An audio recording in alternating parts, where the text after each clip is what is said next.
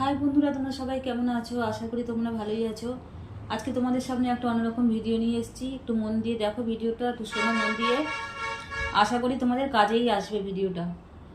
তো যাদের জন্মর তারিখ হচ্ছে 2/11/2029, তারা কী ধরনের কর্মক্ষেত্রে যাবে বা কী ধরনের প্রফেশনে যাবে একটু মন দিয়ে শোনো। এমনটা হয় না, অনেক সময় আফটার গ্র্যাজুয়েশন বা আমরা যারা ঘরে বসে আছি, বেকার যারা আছে, বা নতুন করে তারা কিছু একটা কাজ করবে, শুরু করবে একটা কাজ, এরকম মনে করে হুট করে তাদের যেটা ভালো লাগে তারা সেটা শুরু করে দেয়।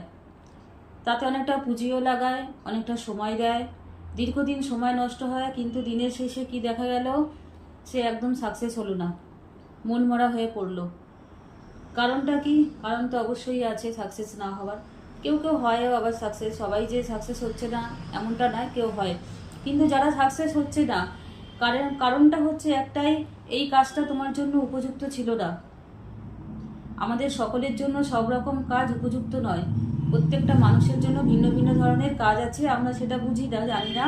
তাই আমরা আমাদের পছন্দ মতন যে কাজটা আমাদের ভালো লাগছে আমরা তাতে লেগে পড়ি আর কি। কিন্তু দিনের শেষে ওই সফলতা পাই না, আমরা বিফল হই, তখন আমাদের মন মানসিক দুটোই নষ্ট হয়। তো আসুন জেনে নিই যে আমাদের যাদের জন্ম 2/11/2029, আমরা এই চারটে ডেটের মানুষরা কী ধরনের কাজ করতে পারি বা কোন ধরনের প্রফেশনে আমরা যেতে পারি। প্রথম হচ্ছে কাউন্সিলর, তারপর হচ্ছে থেরাপিস্ট, তারপর হচ্ছে সাইকোলজিস্ট, হিউম্যান রিসার্চ, ডিপ্লোম্যাট আর মিডিয়েটার। মিডিয়েটার মানে তোমরা জানেনই, মধ্যস্থতার কাজ। সেটা দু দেশের মধ্যেও হতে পারে, দুটো ভাষার মধ্যে মধ্যস্থতা। যাই হোক, আর্টিস্ট, মিউজিশিয়ান, রাইটার, HR, যেই সমস্ত কাজে যত্নশীলতার প্রয়োজন, সেই সব কাজগুলো করলে এদের জন্য খুবই পারফেক্ট হবে। যত্ন বলতে আমরা প্রথমেই আমাদের মাথায় আসে নার্স, টিচার, ডক্টর, তাই না? একজন কাউন্সিলর, এদের কথাগুলো আমাদের মাথায় আসে। একজন নার্স কত সুন্দর করে সেবা করে, একজন অসুস্থ মানুষ হোক, বাচ্চা হোক, বৃদ্ধ হোক। টিচারও কত সুন্দর করে যত্ন করে আমাদের পড়াশোনা করায়। ডাক্তারও সেম জিনিসটা করে, কাউন্সিলরও সেম জিনিসটাই করে। তাহলে এগুলো আমাদের বুঝে নিতে হবে, যে সমস্ত কাজ যত্ন সহকারে করা যায়, হ্যাঁ, সেগুলো উপযুক্ত আমাদের জন্য। আচ্ছা, রেস্তোরাঁ খুলতে পারো তুমি, হোটেল, রেস্তোরাঁ, ক্যাটারিংয়ের সাথে যুক্ত থাকতে পারো। দেখো একটুখানি যদি তুমি চিন্তা করে দেখো, এই হোটেল, রেস্তোরাঁ, এরাও কিন্তু যে খুবই যত্ন সহকারে, যে হ্যাঁ আমাদের কাছে যারা খেতে আসবে তাদের যেন খেয়ে তৃপ্তি পায় আমাদের কাছ থেকে, তাদের শরীর যাতে সুস্থ থাকে, সেই হিসেবেই কিন্তু তারা খাওয়া দাওয়া তৈরি করে, তাই না? মানে একটা যত্নর ব্যাপার কিন্তু এখানেও আছে।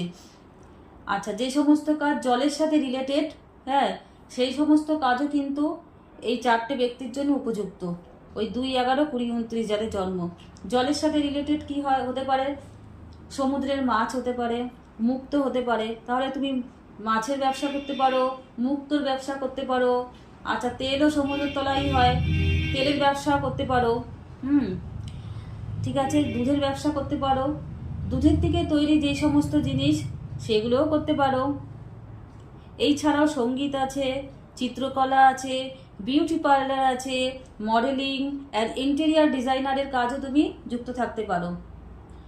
আশা করি তুমি বুঝতে পারলে যে এই চারটে ডেটে যাদের জন্ম, তোমরা কিন্তু এই সমস্ত কাজের সাথে লিপ্ত হও, তোমরা সাকসেস হবেই হবে। ট্রাই করতে পারো। আর তোমরা যারা অলরেডি এগুলোর সাথে যুক্ত আছো, তারা সাকসেস হচ্ছ কি হচ্ছ না আমাকে অবশ্যই একটু জানিও কমেন্ট করে। তারা কেন সাকসেস হচ্ছ না, তার প্রতিকার যদি আমার দ্বারা সম্ভব হয় আমি অবশ্যই জানিয়ে দেব। আশা করি ভিডিওটা তোমাদের কাজে লাগবে। ধন্যবাদ এতক্ষণ আমার সাথে থাকার জন্য।